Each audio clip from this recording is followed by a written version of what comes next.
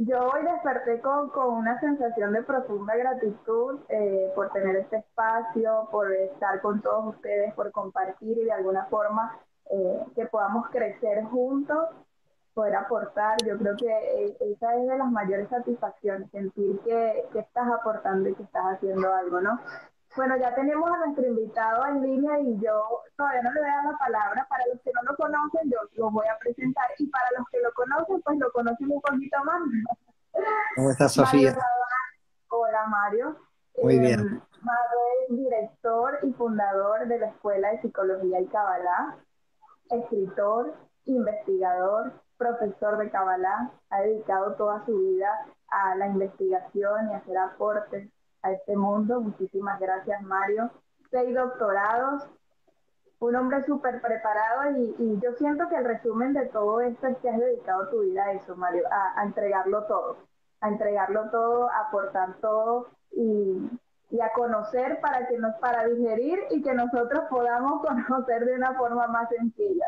Muchísimas gracias, Mario, por este espacio, por haber aceptado esta invitación. Es un lujo tenerte acá y sé que durante esta de 70 minutos aproximadamente que estemos conversando, vamos a poder recibir muchísima información y herramientas para nuestra vida. Bienvenido a Todos Perfecto, aunque no lo parezca.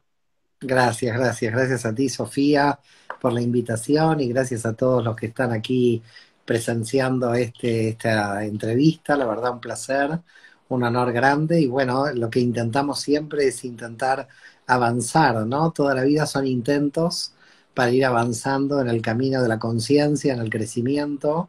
Esto no es fácil, tampoco le vamos a decir a la gente que es todo fácil, pero a pesar de esto, estamos en el camino, ¿no? Estamos intentando Estamos todos los días crecer un y poco más.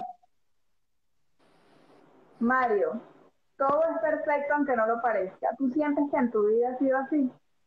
Bueno, sí, en realidad todo tiene que ser como es, ¿no? Es decir, la perfección nosotros en esta realidad no la tenemos, somos seres imperfectos y nada es perfecto. Y siempre aparecen las preguntas de cómo puede ser que un Dios supuestamente perfecto hizo un universo imperfecto, ¿no? Y justamente esa es la idea es que si todo sería perfecto en el sentido de que no tenemos que aportar nada, en realidad sería una perfección muy aburrida. Fíjate, ¿no? Siempre se analiza el texto del Génesis de manera muy extraña, donde se decía que Adán y Eva estaban perfectos ahí, no tenían nada que hacer, no tenían que trabajar, no tenían que estudiar, no tenían que hacer nada, y en realidad pasan algo muy extraño, ¿no? Porque cuando parece que está todo perfecto, hay un aburrimiento, cuando está todo perfecto, no está todo perfecto. Es decir, cuando hay una paz que no pasa nada, de que hay hastío, aburrimiento, cuando la persona no tiene estímulo para crecer, en realidad está todo perfecto cuando se presentan obstáculos, cuando en la vida uno tiene que crecer, cuando tiene desafíos, cuando hay un deseo, que esta es la base del análisis que hacemos desde la Kabbalah. Entonces yo te diría que estamos en el buen camino. Decir que algo está perfecto es como que está terminado. Nada está terminado. Nosotros tenemos que seguirlo terminando. Está perfecto en el momento en que está como tiene que ser lo que tiene que ser, tiene que haber una aceptación de cómo son las cosas, pero al mismo tiempo aceptación no implica resignación. Es decir, nosotros aceptamos todo, pero no nos resignamos a nada. ¿Esto qué quiere decir? Yo tengo que avanzar, en la vida tengo que avanzar, la cuestión es hacia dónde, por qué y cómo. Estas son todas las cuestiones que se pueden analizar desde el punto de vista de la Kabbalah, pero el punto central es que yo me levanto a la mañana, todos nos levantamos a la mañana con un deseo. Si eso no sucede, si no nos levantamos a la mañana con un deseo, entonces no estamos cumpliendo nuestra función. Nuestra función es levantarnos por la mañana y ser sujetos deseantes. Deseamos algo, deseamos construir algo. Eso es básicamente lo que nosotros llamamos la civilización, la cultura, ¿no? Cuando nosotros vamos a mirar qué hacían nuestros antepasados y decíamos, mira la piedra, esta piedra que pusieron aquí. ¿Qué quiere decir? Que alguien se levantó a la mañana y dijo, voy a mover la piedra. Y esto es un deseo. Es decir, los egipcios desearon algo, construir las pirámides, los sumerios desearon algo. Al final, todas las civilizaciones tienen como en común, si se quiere, que han deseado algo y por eso fueron una civilización. Siempre, ¿qué nos aporta la civilización china? ¿Qué nos aporta la civilización egipcia? Cuando nosotros hablamos de una civilización es un grupo de gente que tuvo un deseo en un momento y que desarrolló una cultura para cumplir ese deseo. Los filósofos griegos, ¿no? Desearon pensar, en un momento desearon escribir lo que pensaban, reflexionaron sobre la realidad, se levantaban todas las mañanas con un deseo a cumplir. Los profetas de Israel en la Biblia querían un mundo mejor, luchaban contra la injusticia, deseaban establecer una sociedad más justa. Entonces, como puedes ver, el alma humana y el alma en todo el universo, todas las almas, no solamente la humana, pero bueno, vamos a hablar ahora de la humana, el alma es una energía que desea revelarse. Nosotros sabemos que lo que nosotros queremos es revelarnos. Yo podría estudiar todo el día, pero no escribir y no dar una entrevista, pero el objetivo es revelar lo que yo pude estudiar. Y el objetivo del panadero es revelar el pan para que yo y tú lo puedan comer. Y fíjate que si tú empiezas a analizar todo lo que nosotros hacemos, es para dar luz y revelar algo hacia afuera. Es decir, si tú analizas todas las profesiones, estamos dando algo, ¿no? Es decir, estamos dando alguna cosa, más allá de que se pague bien, se pague mal, no se pague, olvidémonos del sistema económico. El deseo del panadero es hacer pan. Luego ya veremos el precio, pero el precio no importa, porque ese es su deseo. El deseo de cada uno de nosotros es, entonces, ¿qué es el motor del universo? Dice el Zohar, la Kabbalah. El motor del universo es el deseo. Nos levantamos a la mañana con el deseo de realizar algo. ¿Qué es lo peor que puede pasar? ¿Cuál es la desesperación de una persona? La desesperación de una persona es no saber por qué vino a este mundo. Esa es la máxima desesperación. Cuando alguien sabe por qué vino a este mundo, sea que venga a hacer pan, sea que venga a arreglar un diente, un odontólogo, sea lo que sea, se levanta con pasión, es útil, se siente feliz porque es útil, se levanta con pasión, ¿no? Si uno no sabe por qué se levanta, no se quiere levantar, más allá de que a veces uno está cansado y no se quiere levantar, pero en general uno se levanta y dice, tengo el deseo de construir una casa, tengo el deseo de hacer pan, nosotros somos deseos permanentes. Ahora, cuando eso no sucede, cuando no sabemos cuál es nuestro deseo, estamos ante un problema. La insatisfacción. Y no nos sentimos llenos, me imagino, ¿no? O sea, porque si el sentido de las almas de estar en este mundo es aparecer en la materia, es revelar una información y luego volver a la matriz, cuando estamos revelando información y cuando estamos haciendo aportes, sentimos paz y nos sentimos bien. Ahora, lo contrario nos generaría insatisfacción, infelicidad. Claro, bueno, insatisfacción, yo diría más infelicidad que insatisfacción, porque al final el deseo siempre está insatisfecho, pero sí nos produce infelicidad, porque es como tener energía y no saber qué hacer. Es como tener un auto, tú te compraste el auto y ya tienes combustible en el motor, y ahora ¿dónde vas? No sabes dónde vas. Si no sabes dónde vas, puedes estar con el auto dando vueltas por la ciudad sin saber a dónde vas. En la vida, en muchísima cantidad de personas, que desgastan toda su energía años dando vueltas con el auto. Entonces llegan a los 50, a los 60, a los 70 y se preguntan, ¿qué hice de mi vida? ¿Dónde puse toda esta energía? Yo la quería poner ahí, era consciente de dónde yo la estoy poniendo, porque si uno es consciente de dónde está poniendo su energía, en realidad está todo bien. Si uno dice, yo quiero poner la energía en el fútbol, bien, va a la cancha, está contento, pero es consciente de que está poniendo ahí la energía. El problema es estar desgastando la energía durante la vida y el problema, lamentablemente, es que uno desgasta esa energía y no sabe para qué la pone, por qué. Entonces hay gente, por ejemplo, muy cansada, encontrás gente muy cansada y tú le preguntas de qué estás cansada y está cansada en realidad de no saber para dónde va. Está cansada de gastar energías en la vida sin tener un rumbo, sin tener un sentido para su vida. Y eso es el máximo cansancio que se produce. Hay un cansancio muy grande, muchísima gente, porque en realidad está perdiendo, digamos, un objetivo. Y a veces, lamentablemente, como hay mucha gente que no tiene sentido de su vida, entonces toma el sentido de destruir a los demás. porque por lo menos destruir a los demás le da sentido, lo cual es terrible. Es decir, fíjate, el no encontrar el sentido de tu vida te puede llevar a dos problemas.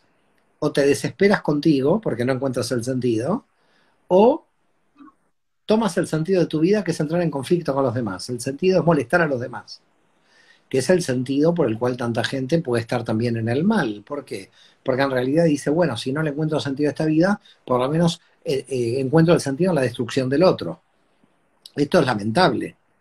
Pero imagínate que hay gente que necesita buscar el sentido en el mal con tal de tener un sentido. Es decir, entiendan que es mucho mejor el sentido de hacer daño a los demás que directamente no tener ningún sentido. Con lo cual, la cuestión del sentido de la vida de una persona es clara, es importante, hay que trabajarlo, hay que estar ocupado en ella, no digo preocupado, hay que estar ocupado en este proyecto, porque al final es lo que nos va a poner felices en todo momento. Si yo me levanto a la mañana y sé por qué me levanto, la verdad que estoy feliz. Si yo me levanto a la mañana y no sé por qué me levanto, no me quiero levantar de la cama. Por lo tanto, ¿qué trabaja la Kabbalah? La Kabbalah trabaja en tratar de ayudar con los métodos a las almas para que cada una pueda encontrar el sentido. Ahora, Mario, yo me imagino, y tú me aclararás, que no siempre tuviste claro el sentido de tu vida, que quizás llegó un momento en el que ya lo tuviste claro y decidiste ir por eso. ¿Cómo fue ese proceso para ti de encontrar el sentido? ¿Y qué Mira, podemos yo, nosotros el sentido de mi vida, creo que ahora que lo pienso y hago un análisis de mi biografía, lo encontré rápidamente, pero no era socialmente aceptable. Es decir, a ver cómo yo voy a intentar explicártelo porque es una cuestión interesante. Mi madre estaba preocupada porque yo me la pasaba leyendo mucho de pequeño, a los 9 10 años leía mucho y mi madre estaba como muy mal, no va a tener amigos, decía, no va a tener relaciones sociales, le voy a hacer de un club. Y me afilió, me hizo socio de un club que todavía existe en Buenos Aires, se llama el Club Hebraica, y el Club Hebraica había grupos los sábados por la tarde y entonces mi madre me llevaba para que sea social, ¿no? Entonces eso es lo que impone la sociedad. Lo que impone la sociedad, este sujeto Mario Sabán de pequeño, era que tenía que ser muy social. La cuestión es que yo en los grupos sociales me aburría horrores y me escapaba a la biblioteca, porque había una biblioteca en el club muy grande. Y me quedaba ahí leyendo, leyendo. Cuando volví a casa, te imaginas que mi madre me dice, ¿cómo fue todo? Todo muy bien, todo increíble. Los amigos increíbles, los amigos imaginarios. Así que imagínate, estoy diciendo públicamente que de pequeña he mentido a mi madre escapándome a la biblioteca. Y entonces pasó un año de todo esto, y una vez mi madre se encuentra con la madre de otro amigo. Y la madre de la mía dice, ¿por qué hace tanto tiempo que Mario no va a los grupos? Y ahí me descubrieron. Y mi madre dice, ¿a dónde ibas? Y me escapaba a la biblioteca. Te estoy hablando cuando tenía 10 11 años. Así que el niño era ya, yo en ese sentido sabía cuál era mi sentido de vida, porque a mí me gustó siempre mucho estudiar. Ahora, ¿cuál fue el problema cuando llegué a los 18 años? Tienes que elegir una licenciatura. ¿Qué vas a seguir? ¿Qué vas a hacer de tu vida? ¿No? ¿De qué vas a trabajar? Entonces, recuerdo de qué voy a trabajar. Y entonces yo pensaba y decía, me gusta la historia, me gusta el derecho, me gusta la filosofía, me gusta la química, me gusta todo. estudió todo? No, me gusta todo, pero no quiero trabajar de nada. Entonces, mi familia otra vez mal con este sujeto, ¿no? Pero, ¿qué vas a hacer de tu vida? ¿Cómo? No se puede estudiar toda la vida, en algún momento tienes que ponerte a trabajar.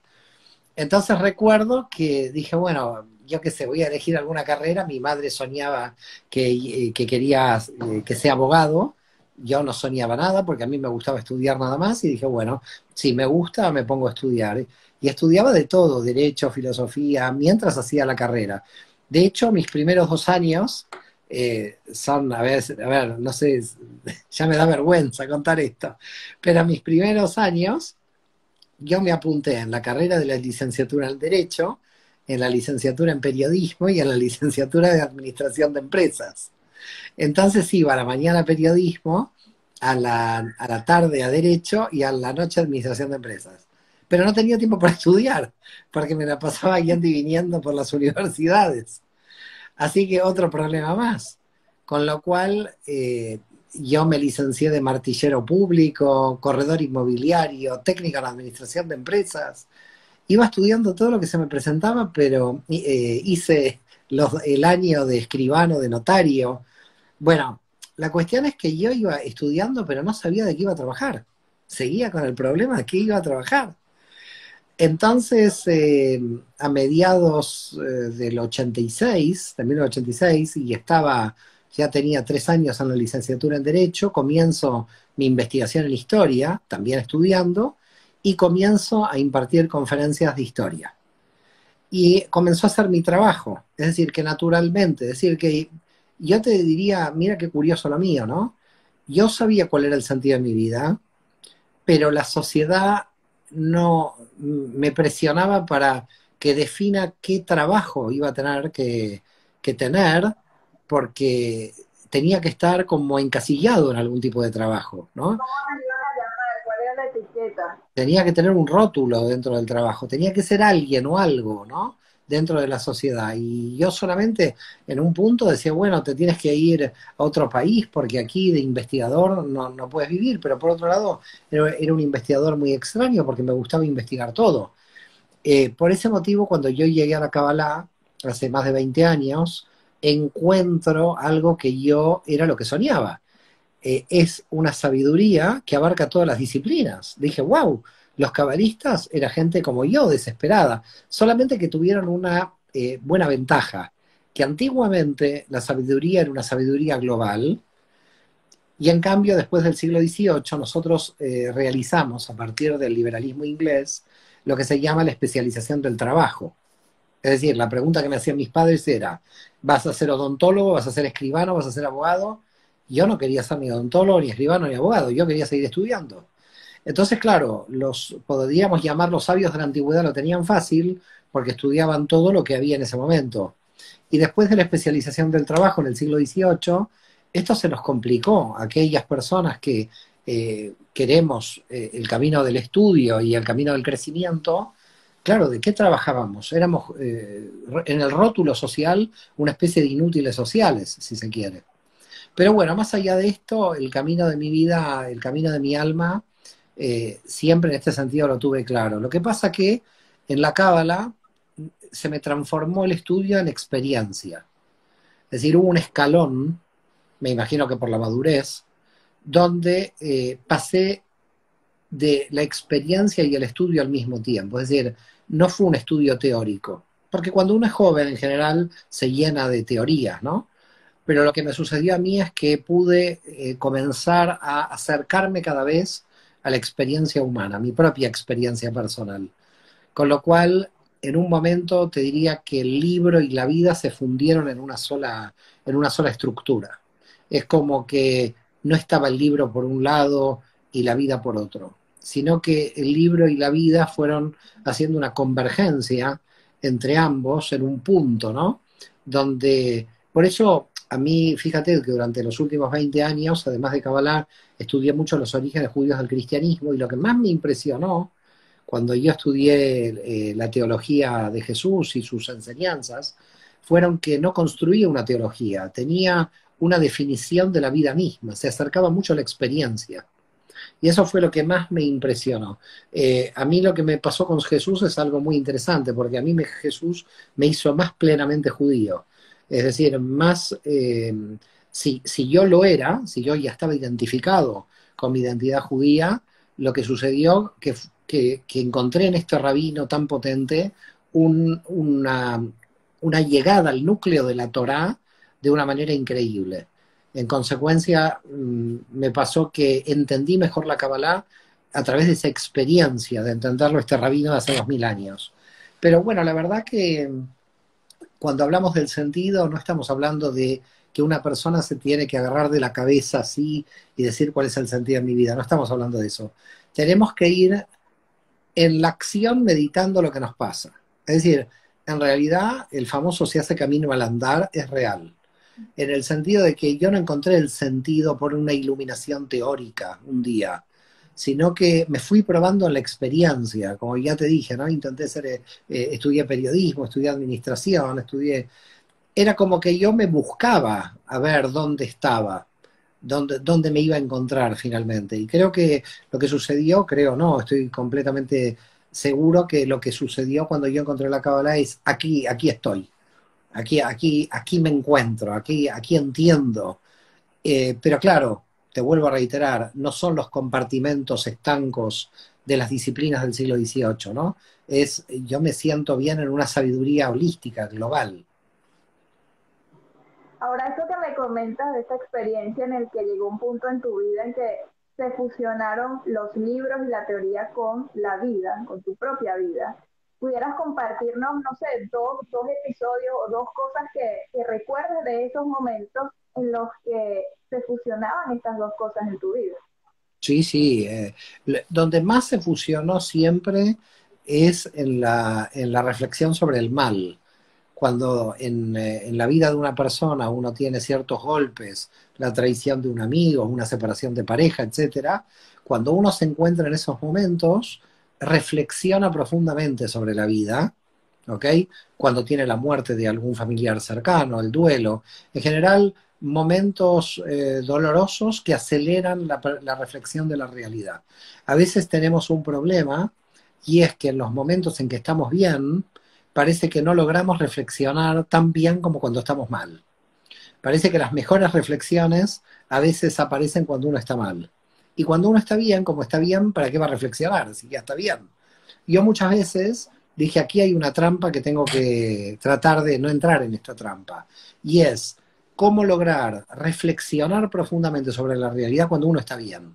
Y fíjate que para mí es un desafío mucho más grande, porque en el mal hay una reflexión, diría, a la desesperada, una iluminación que te hace reflexionar.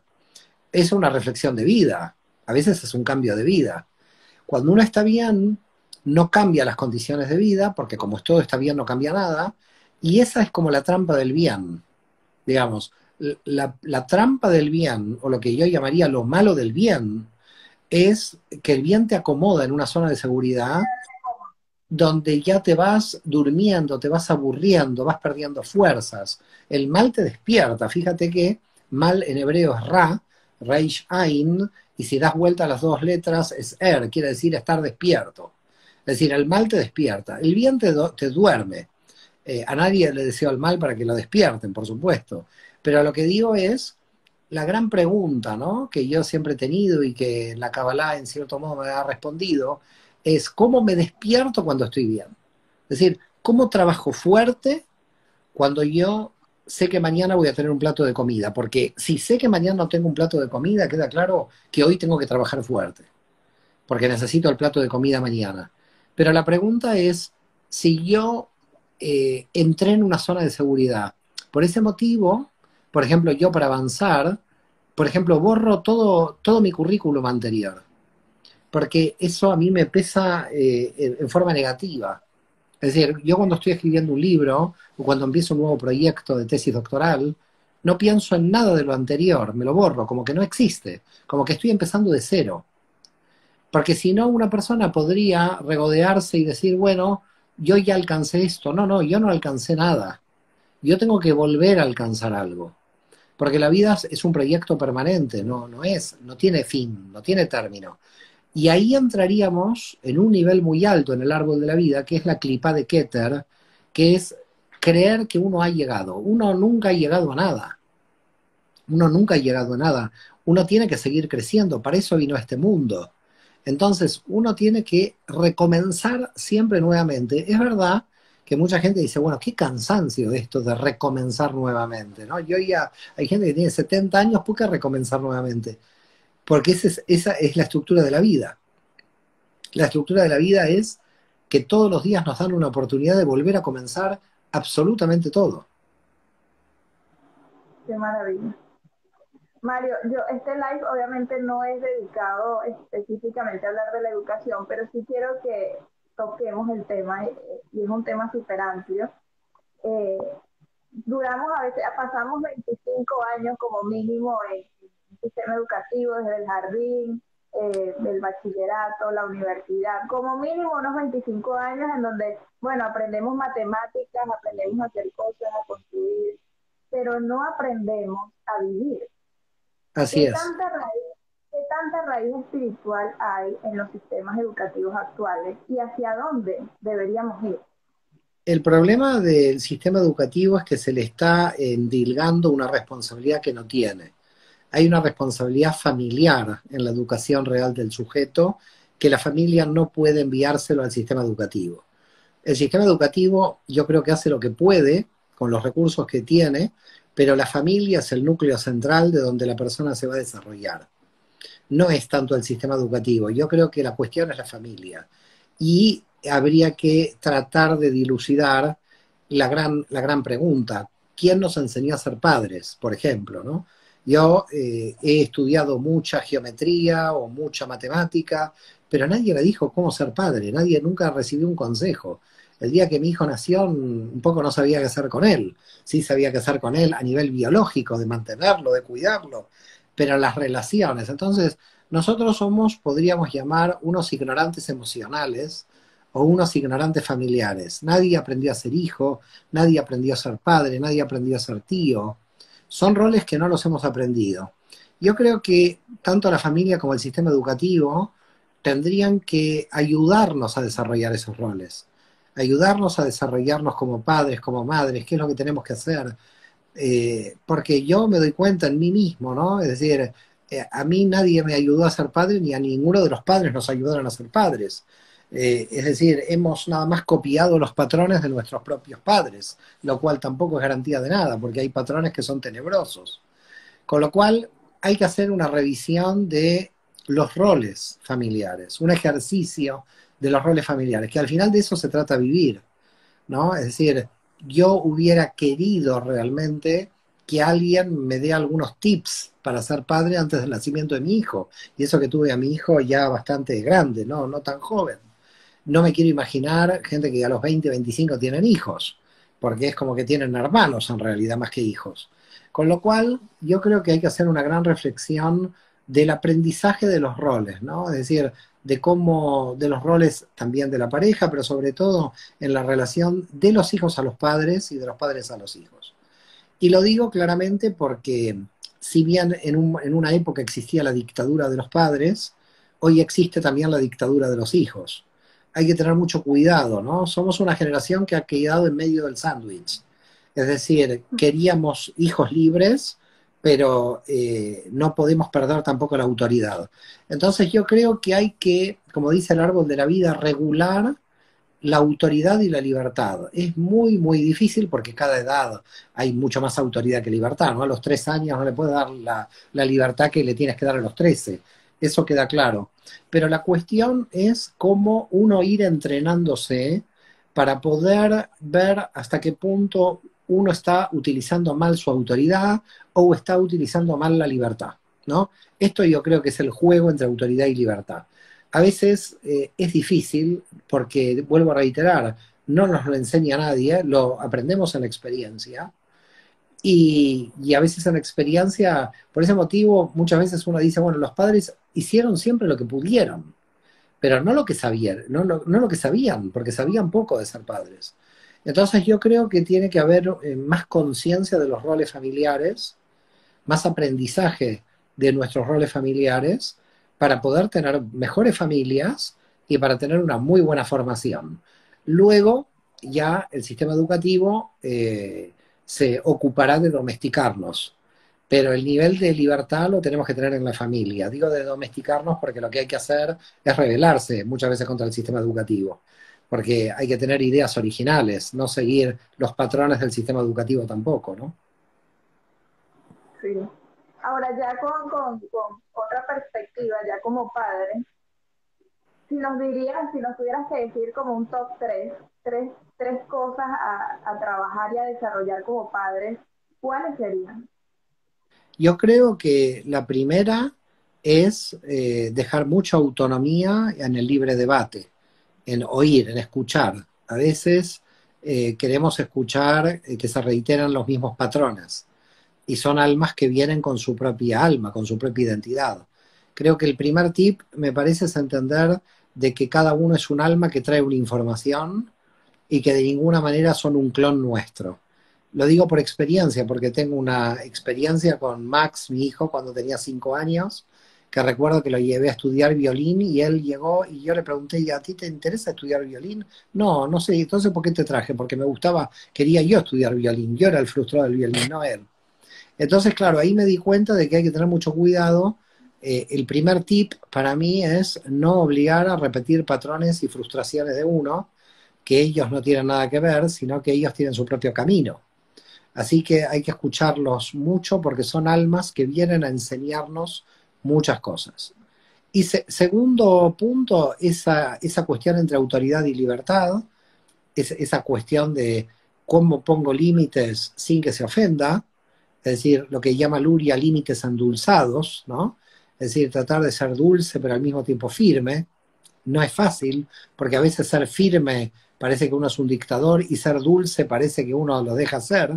Entonces, encontrar ese camino de límites endulzados es un arte, pero que hay que intentarlo también.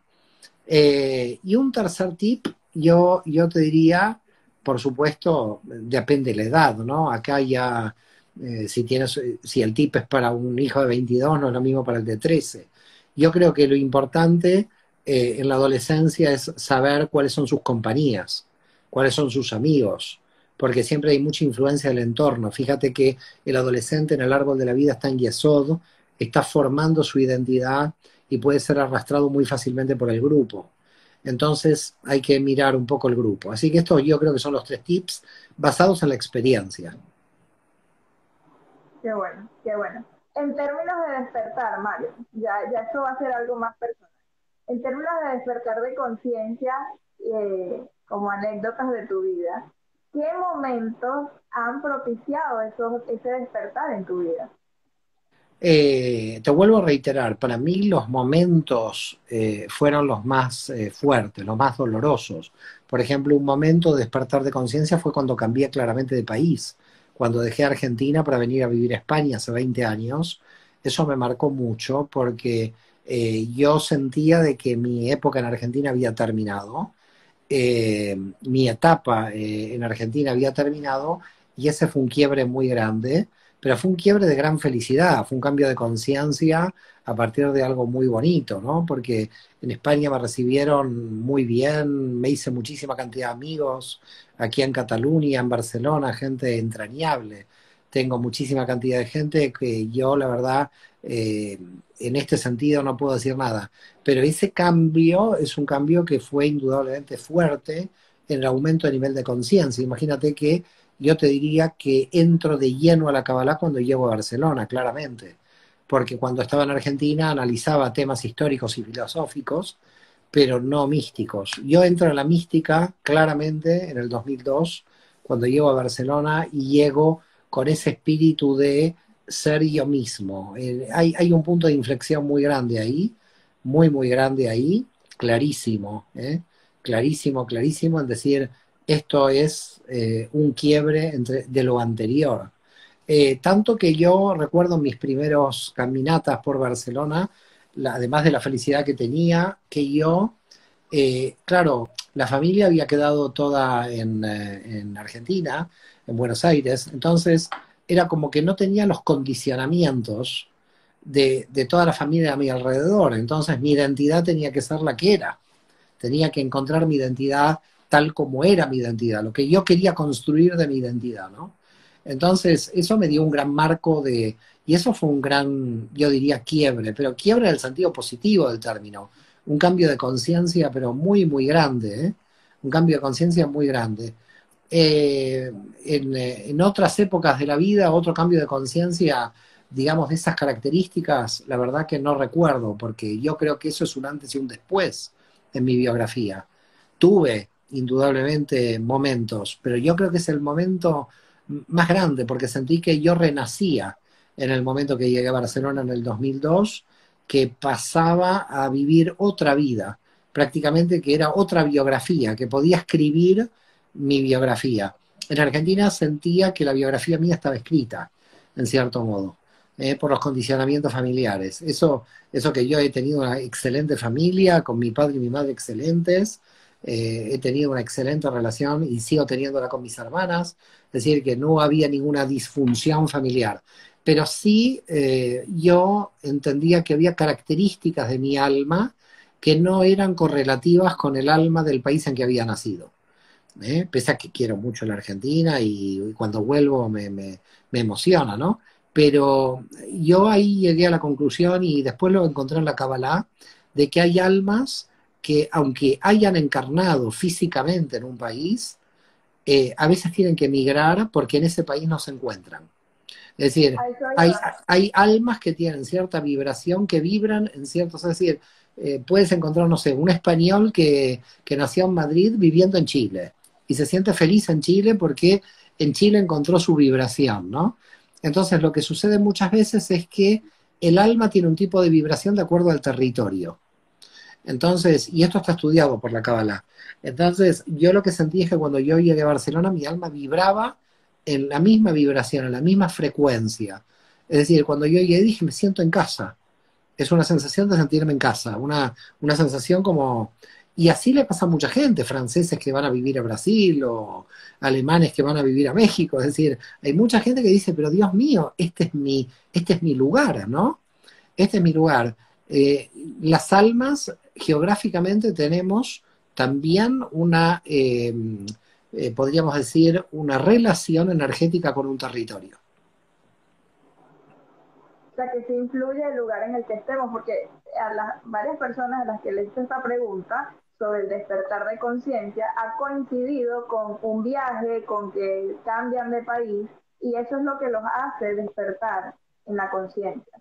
Así que el lugar en el que estamos sí influye en nuestra conciencia, definitivamente. Totalmente, totalmente. Los cambios de conciencia, te vuelvo a repetir, vienen o por caídas económicas, o por separaciones, o por duelos, o por cambio de país, porque lo que sucede es una reformulación de todos los valores. Es decir, lo que hace el alma es buscar lo esencial, ¿no? Es decir, ahí está la cuestión. Trata el alma de ver cuál es su esencia o cuál es su camino rápidamente. Y cuando hay un golpe del mal, el mal está diciendo, bueno, por aquí no es el camino. ¿Ok? Porque eso es lo que está diciendo el mal. El mal es bueno, porque nos está informando de que por ahí no hay que caminar. Hay que caminar por otro lado. Entonces es como cuando el GPS dice recalculando, ¿no? Cuando el GPS dice recalculando, el mal te dice recalculando, recalcule, porque por aquí no es. Y por eso es bueno el mal, porque me informa más rápidamente que el bien. A veces el bien no recalcula y te deja ahí y no hay recalculando y de repente terminas en medio de una montaña sin recalcular. En cambio, el bien te dice recalculando, hay montaña, así que es como más preventivo y uno puede trabajar. Hay que tratar de aprovechar los momentos de paz que uno tiene, los momentos donde uno tiene más o menos las cosas en una situación de seguridad, como que esa situación de seguridad va a terminar mañana. Es decir, hay que trabajar en la existencia entendiendo de que ese momento de paz que tú tienes en algún momento va a terminar, porque cuando termina, porque va a terminar, porque hay ciclos en la energía de las almas, cuando va a terminar, tú ya estás preparado porque ya terminó. Es decir, es como la aceptación de los cambios anticipados. Haces una anticipación de los cambios. Entonces, te preparas anticipadamente para los cambios. Por eso el mundo espiritual es un entrenamiento. Somos los kung fu del mundo espiritual, en el sentido de que, ¿qué pasa con el kung fu? El tipo sabe dónde le van a golpear. ¿Qué pasa en el mundo espiritual? Sabemos dónde nos van a golpear y en consecuencia nos preparamos cuando estamos bien, nos entrenamos. Cuando viene el golpe, no siento el golpe, porque yo ya estoy entrenado. Por eso la espiritualidad es un entrenamiento que hace que cuando aparece un cambio o aparece el mal, casi nosotros sea casi imperceptible para nosotros, porque ya está dentro del sistema, lo hemos aceptado, porque nos hemos entrenado cuando estábamos en la zona de seguridad. Ahora, hemos hablado de que el sentido de la vida es estar en crecimiento constante, ¿no? Estar creciendo, estar aportando además. ¿De qué forma nuestra corrección personal influye en la corrección del mundo? es que es automático. Cada vez que yo estoy cambiando algo y corrijo, estoy corrigiendo el universo. Ahora, Aryeh Kaplan, un gran cabalista americano que murió en el 83, él dijo, a veces las dimensiones hay que descansar en algunas dimensiones, porque tampoco el crecimiento es una obligación, no hay que crecer como obligación todo el tiempo, porque esto nos va a llevar a la ansiedad. Así que tampoco es un crecimiento de ansiedad que me lleve a quiero crecer, no. El crecimiento tiene que tener también un momento de integración. ¿Qué quiere decir? Es como comer todo el día, no se puede comer todo el día. En un momento hay que dejar de comer para que exista la digestión. En el mundo espiritual existe exactamente el mismo proceso. Uno crece, pero en un momento se tiene que amesetar. Entonces hay mucha gente que dice, o me pregunta o me escribe, me dice, me siento que no estoy creciendo. No se preocupe. Cuando usted sienta que no está creciendo, lo que está pasando es que probablemente se está aposentando, se está consolidando todo el crecimiento que hubo, porque no se puede crecer en todo momento a toda velocidad. Esto es como ir a 180 kilómetros por hora siempre. Si yo entro en una ciudad, no puedo ir a 180 kilómetros por hora, tengo que frenar y aparcar en algún lugar. Entonces, crecer tiene sus periodos de descanso. Y esos periodos de descanso son periodos que me dan mayor fuerza para mayor crecimiento, son como periodos de envión. Es decir, descanso es como subir las escaleras, ¿no? Tú puedes subir los 9 pisos a toda velocidad, pero en un momento dices, no, voy a parar, al tercer piso voy a parar, voy a descansar y voy a subir. El tipo quizás sube 9 y un paro cardíaco. Entonces, no subamos 9. La espiritualidad es una oscilación constante entre el crecimiento y la integración de ese crecimiento. No hay crecimiento real sin integración. Es decir, no hay crecimiento de avanzar a un resultado. Porque si tú avanzas a un resultado que tu alma no lo ha integrado, lo vas a perder. Porque toda persona pierde lo que no se merece. Por lo tanto, lo que nos hace dignos de algo es el merecimiento. Y el merecimiento tiene que ver con realizar un esfuerzo primero y luego aposentarlo, luego tranquilizarse, luego frenar. Entonces, el crecimiento no es un crecimiento acelerado, continuo, imposible de frenar. Hay que provocar el límite a ese crecimiento para entonces poder volver para adelante. Es decir, yo no puedo hacer 10 libros al mismo tiempo, porque si quiero hacer 10 libros al mismo tiempo no hago ninguno. Entonces, ¿qué hago? Puedo hacer uno o máximo simultáneo dos, llegué a hacer en algún momento, pero no se pueden ser 10. Hay gente que cree que crecer es esto, ir a 10 libros al mismo tiempo, y al final no hace nada, no puede crecer. Entonces, ¿dónde está la clave? La clave se encuentra en entender que hay momentos de integración. Hay momentos donde no hay que crecer para crecer. De forma voluntaria De decir, forma, de voy forma que a... nosotros, claro, totalmente voluntaria, de forma intencional, donde nosotros frenamos un proceso para a partir de ese proceso seguir para adelante. Es decir, estos meses son meses que yo los estoy tomando para aquí amesetarme y no ir a mucha velocidad. Otros meses donde acelero a mucha velocidad porque se me dan las condiciones y además yo busco esas condiciones. Entonces, cuando tú buscas las condiciones, estás bajo el dominio de tu tiempo y no que la situación exterior te domine. Entonces, el problema de los resultados exteriores, sobre todo sociales, tienen que ver con inputs de dominación exterior, ¿no? Yo tengo que cumplir con este resultado. No, no. Si tú vas a ir a cumplir con ese resultado, te va a generar una ansiedad que vas a desgastar el doble de energías. Tú lo tienes que hacer por placer. Y para hacer por placer tienes que hacer un dominio del tiempo, con lo cual tienes que en algún momento decir que no, por ejemplo. Eh, Te voy a dar un ejemplo de esto para que te quede claro. Por ejemplo, yo no puedo dar entrevistas todos los días. Entonces le digo a una persona, bueno, puedo darle una entrevista en noviembre o en enero del próximo año. ¿Por qué? Porque llega un momento de que yo tengo que estudiar, tengo que leer, tengo que estar con la familia. Entonces, ¿a dónde vamos? Vamos a la distribución del tiempo, tiene que ver con la distribución de las energías. Y el mundo espiritual, sobre todo en la Kabbalah, en el árbol de la vida, trabajamos mucho la distribución de las energías.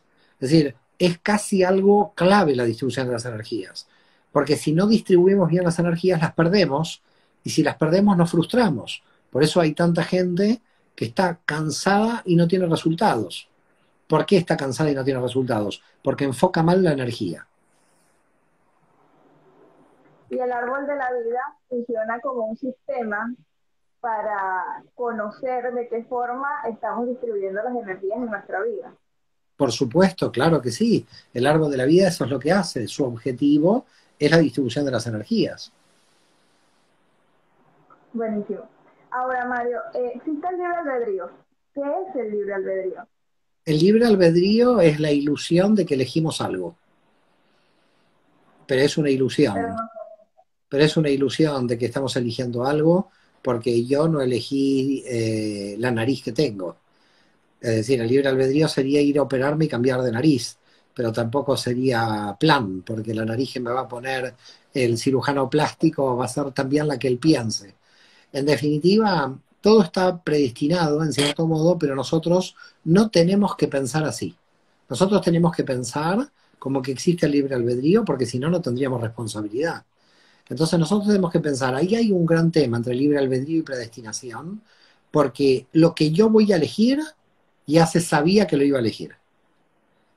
Entonces, yo creo que tengo libre albedrío porque lo estoy eligiendo, pero en el sistema se sabía que lo iba a elegir. Esto, para que la gente lo entienda, es, imagínate que estás en el supermercado, en la caja del supermercado estás por pagar.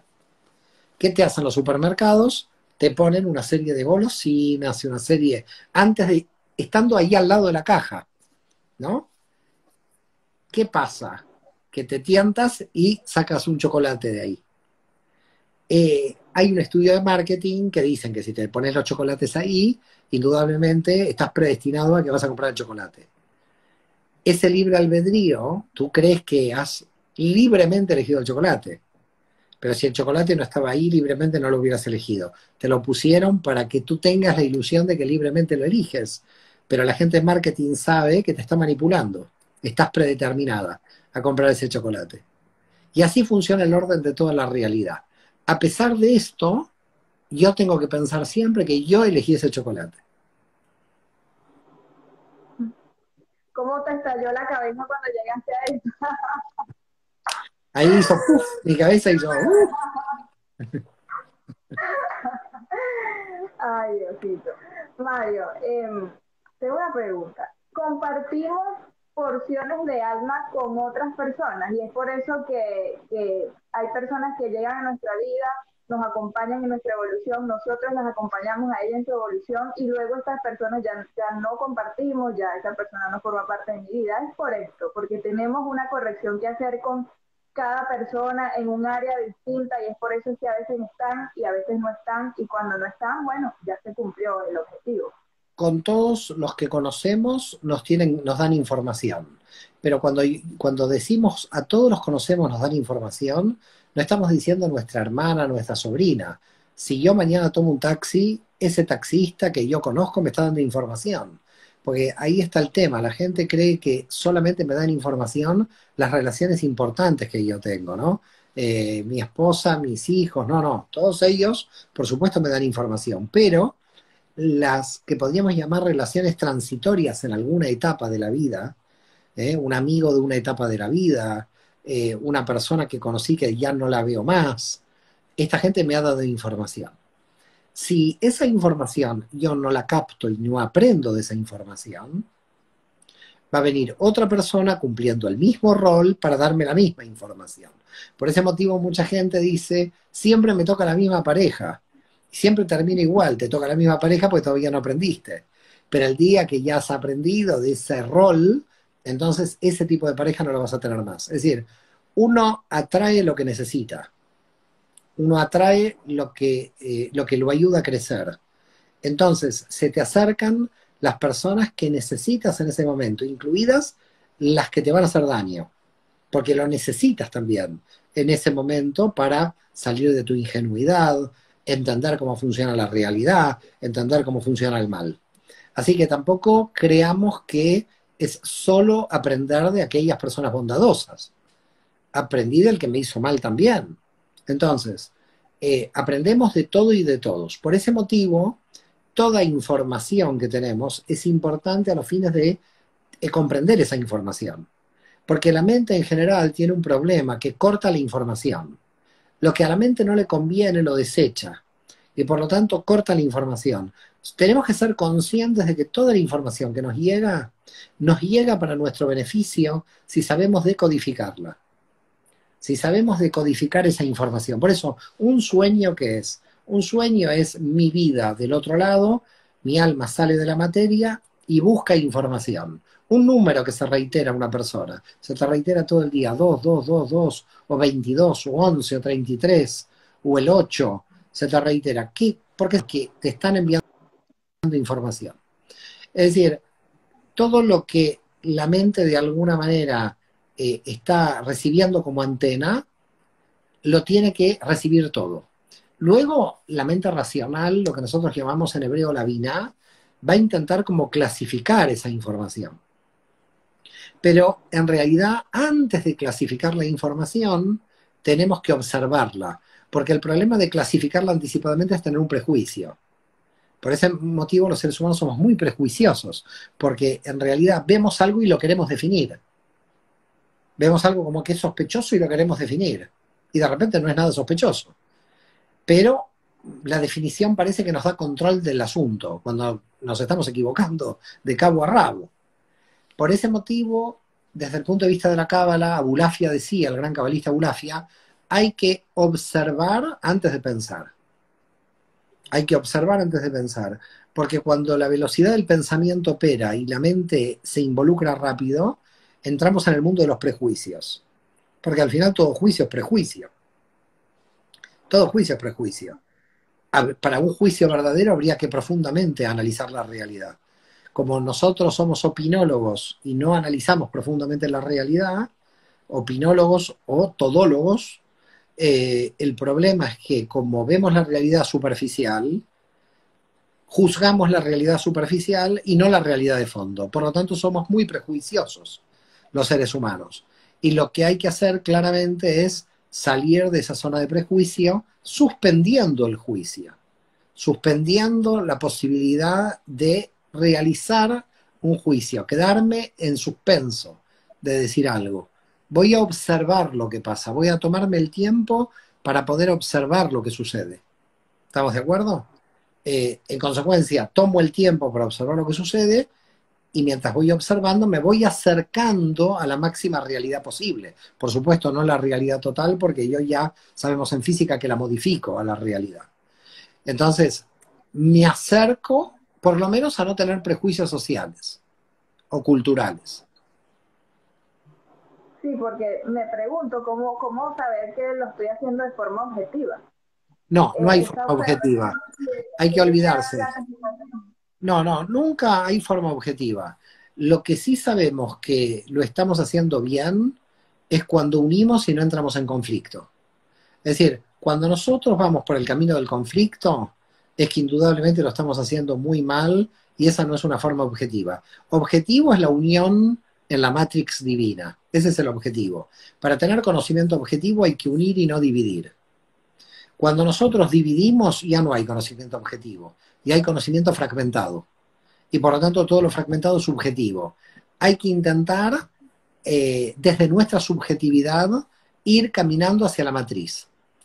Cada vez que caminamos hacia la matriz, nos vamos acercando a un conocimiento que podríamos llamarlo más objetivo, si se quiere.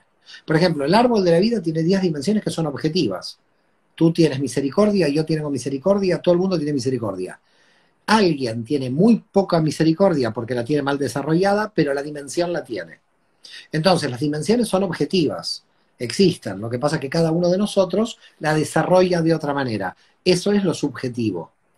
Entonces, el problema de la subjetividad es que si yo me divido mentalmente, soy más subjetivo y por lo tanto distorsiono más la realidad.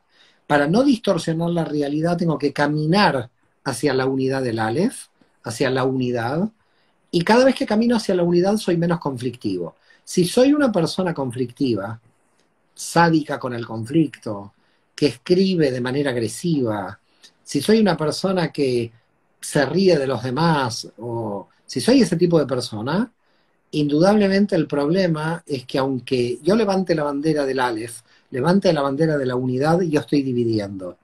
Lamentablemente, muchas veces los seres humanos no nos damos cuenta de la hipocresía no intencional que tenemos, porque a veces no es intencional, y es una reafirmación de la autoestima, que quiere decir que está baja, si la tengo que reafirmar, a partir de dividirme del otro. Y esa es la esencia del mal. Entonces, a mayor subjetividad, mayor mal y mayor conflicto.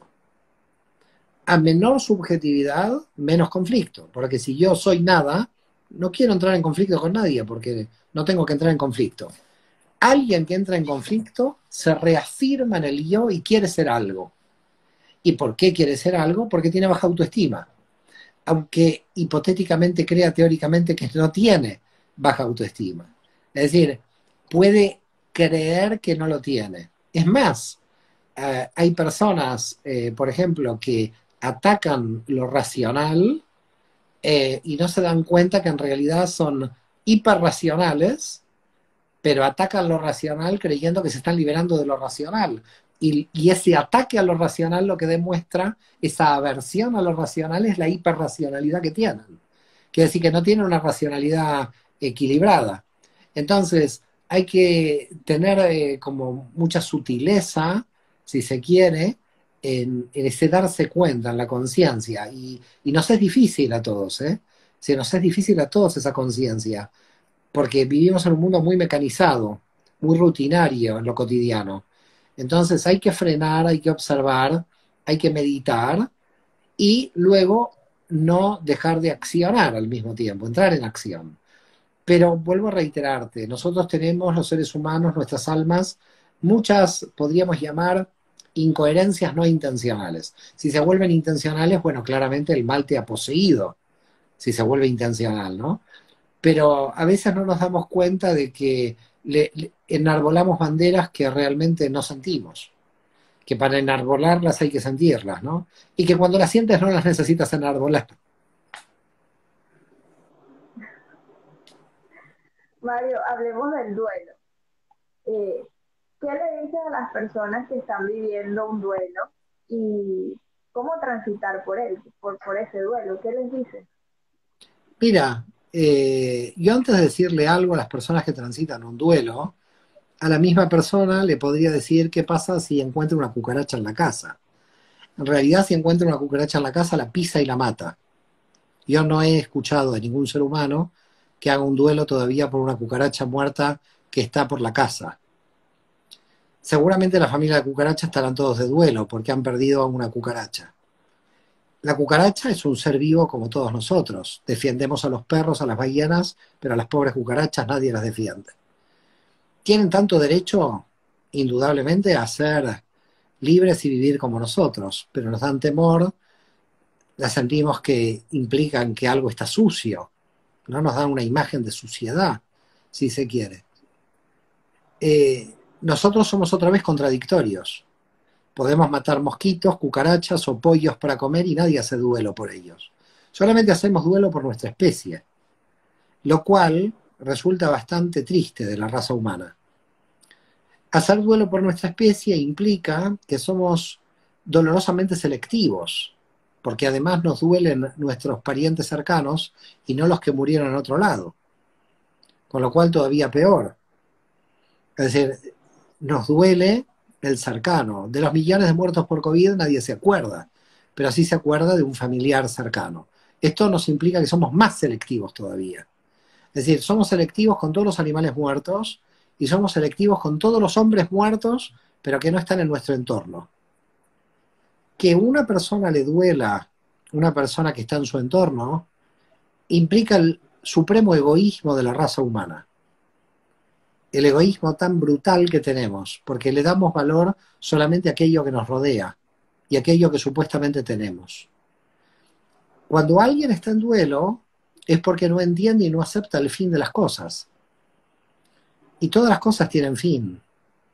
Y el no aceptar el fin de las cosas es no aceptar la realidad. El que sufre un duelo en realidad ignora que tiene que aceptar esa realidad y que tendría que también estar triste porque alguien nace. Yo a veces me pongo a pensar que el que nace habría que llorar por lo que le espera, porque el muerto por lo menos se liberó y se fue para el otro lado. Yo estaría haciendo una fiesta por el muerto que se va al otro lado y su alma está en paz y pulula por ahí. Se hizo su ticún bien. Pero el que nace es el que tiene todo lo que tiene que aprender. Por lo tanto, dice la tradición de la Cábala, en el momento del duelo, en el momento del entierro, reflexiona y sé feliz porque esa alma ya pasó al otro lado. Y en el momento del nacimiento, ponte triste porque no sabes lo que pasa ahora. No sabes lo que le espera a esta alma que ha encarnado. El alma que se desencarna está feliz de estar desencarnada y ha cumplido su función o volverá a hacer su ticum. Entonces es muy egoísta sufrir por el que se va, porque el que se va ya cumplió su función. Habría que llorar por los que nacen, qué mundo les estamos dejando.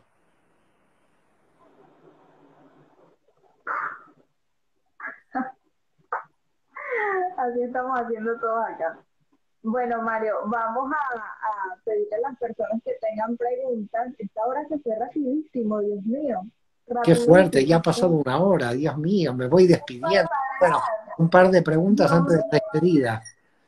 sí, impresionante. Entonces, vamos, los que tengan preguntas, vayan dejándolas para acá, porque faltan unas preguntas rápidas que tengo para ti. Mientras las personas nos dejan sus preguntas. ¿Ok? ¿Estás listo para las preguntas rápidas? Estoy listo, súper listo.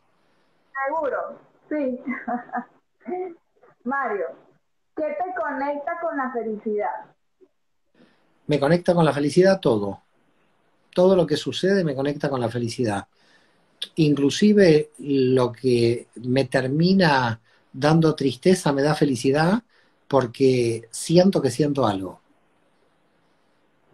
Un libro. ¿O dos? No, no, no. Un libro, dos No, libros. no, esa es la segunda pregunta rápida. Un libro, que me recomiendes un libro. O dos. Un libro que yo recomiende. Eh, Un yo libro. recomiendo, yo recomiendo el Sefer Abahir de Rabiaría Kaplan. Y otro, un segundo. El Sefer Yetzirah de Aria Kaplan. Una película. Una película, Pi. Sí. Un referente en tu vida. Mi abuela Maír Sabán. ¿Por qué? Porque influyó mucho sobre mí. Te aportó mucho. Mucho, mucho. Qué bueno. La última pregunta. A ver. Ajá. Muy importante. Si tuvieras que elegir un solo aprendizaje, o sea, el mayor aprendizaje de tu vida, el más grande, uno solo, ¿cuál sería? Imposible. Es imposible uno, porque tengo tantos que no puedo clasificarlos. Toda mi vida ha sido un aprendizaje constante.